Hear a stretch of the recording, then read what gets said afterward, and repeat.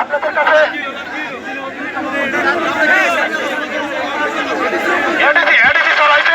তারা কি বলে স্যারের কথা শুনে যদি আমরা সন্তুষ্ট হই, আমরা তো আপনার স্যারের কথা সন্তুষ্ট হলে আমরা ফিরে যাবো। যদি সন্তুষ্ট না হয় তাহলে এখানে দিদিতে আসতে হবে এবং আমাদের পরবর্তী কার্যক্রম ঘোষণা করা হবে।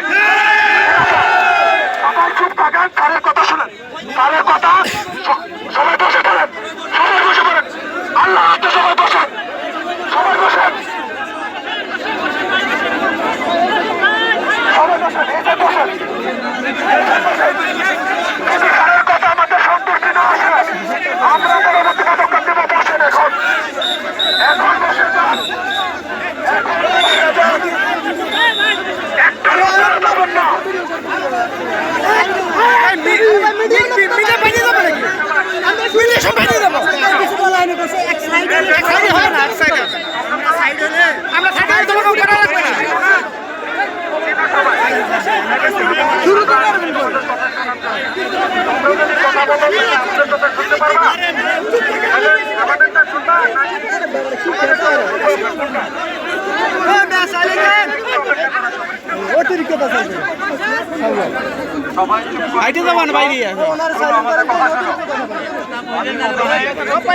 প্রধান সমন্বয়ক নাসির, নাসিরের কাছ থেকে শুনতে চাই। নাসির, তুমি আসলে কি বলতে চাচ্ছ বা সবাই কি বলতে চায় তোমার কাছ থেকে?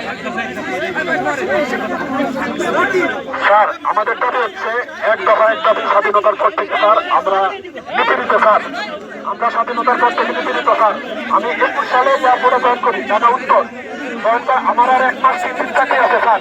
1 মাস পরে আমাকে হয় রিক্সা চালাইতে হবে, না পরের বাড়ি কাজ করতে হবে। কারণ আমার মা হার্টের পেশেন্ট, আমার আম্মার প্রতি মাসে 2,500 টাকার ওষুধ লাগে। আমি 1 মাস পরে আমার চাকরি থাকবে না, তখন এই 2,500 টাকার ওষুধ কোথা থেকে পাবো? আমার হয় ভিক্ষা করতে হবে, না হয় রিক্সা চালাইতে হবে। আমি রিক্সা চালাইতে পারি না, আমার হয় টাকা দিতে হবে, না ভিক্ষা করতে হবে। আমাদের দাবি এক দফা স্যার, আমাদের রেশন নিয়ে দাবি নাই, কোনো কিছু নিয়ে দাবি নাই। আমাদের দাবি যত দ্রুত সম্ভব বিনা শর্তে স্যার আমাদের চাকরি জাতীয়করণ এবং আমরা স্যার কোনো সংস্থার কাছে দায়িত্ব থাকতে চাই না। আমরা জাতীয় রাজস্ব থেকে বেতন চাই। বাকি সব স্যার আপনি জানেন, আমাদের আন্তঃ সদস্য মুখ্যমন্ত্রীর বিশাল অবদান, কিন্তু তখন ব্যাটালিয়ন ছিল না, তখন ছিল আমাদের সাধারণ আনসার। তারা 40,000 রাইফেল দিছে, 570 জন জীবন দিছে, এর মধ্যে একজনও ব্যাটালিয়ন সদস্য নাই। সাধারণ আনসার এবং আপনি জানেন স্যার, বাংলাদেশের প্রথম স্বাধীন রাষ্ট্রকে স্যার, সরকারকে স্যার, বড় আনসার সদস্য স্যার মানবনা দিয়েছে। সেখানে স্যার কোনো ব্যাটালিয়ন সদস্য ছিল না। ব্যাটালিয়ন সদস্য পাই স্যার ইনভিটেশন। আমার মা বাপ না খাওয়া থাকে বাড়িতে, আমার মার ওষুধ। আপনার কাছে আমার একটাই দাবি স্যার, আমি 4 জনের মধ্যে সবাই বলো, আমার ইনকাম আমার ফ্যামিলি চলে। 1 মাস পরে আমি বাড়িতে যাবো, আমি 7 মাস 9 মাস আমার মার হাড়ের ওষুধ কিভাবে কিনবো? এই বিষয়টা আপনার কাছে চাই। আমার চাকরি তাই চাই স্যার, আর ধন্যবাদ স্যার, বেয়াদবি মাফ করবেন।